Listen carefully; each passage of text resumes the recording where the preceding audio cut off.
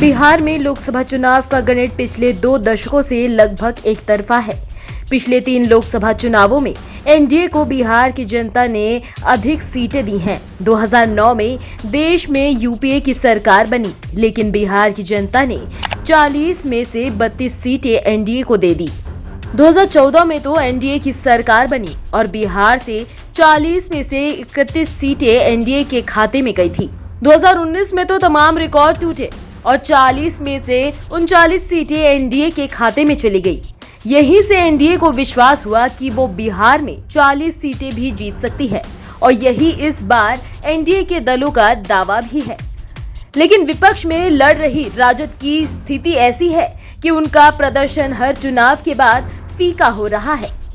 बिहार की 40 लोकसभा सीटों में 2014 में राजद को 4 सीटें मिली, तो 2019 में राजद को 0 सीटें मिली। तो सवाल उठता है कि इस बार राजद के पास अपने उस दर्द से उभरने का आखिरी इलाज क्या है। दरअसल राजद की सबसे बड़ी समस्या ये है कि उनके पास लोकसभा स्तर के नेताओं का अभाव बढ़ता जा रहा है।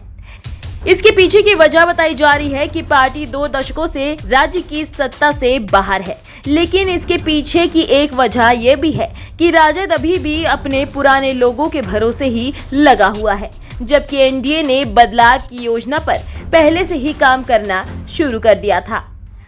राजद के पुराने नेताओं से मोह भंग नहीं होने की कहानी उनकी उम्मीदवारों की लिस्ट देखते ही स्पष्ट हो जाती है।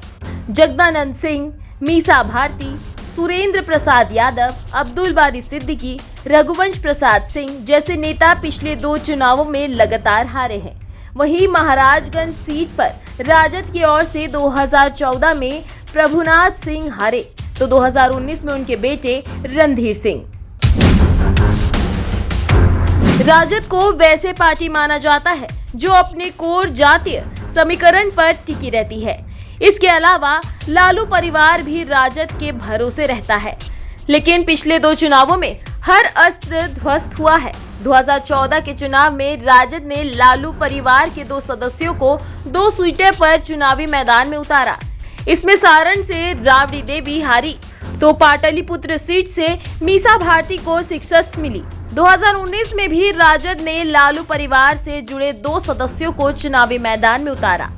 इसमें मीसा भारती दूसरी बार पाटलिपुत्र सीट से हारी, तो सारण सीट से तेज प्रताप यादव के ससुर चंद्रिका राय को हार का सामना करना पड़ा।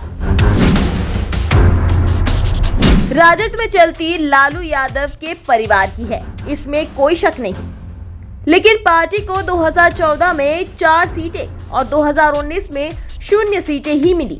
ऐसे में 2024 में राजद की निगाहें एक बार फिर लालू परिवार की ओर टिकी है कि उनके परिवार के कौन सदस्य चुनावी मैदान में जाएंगे।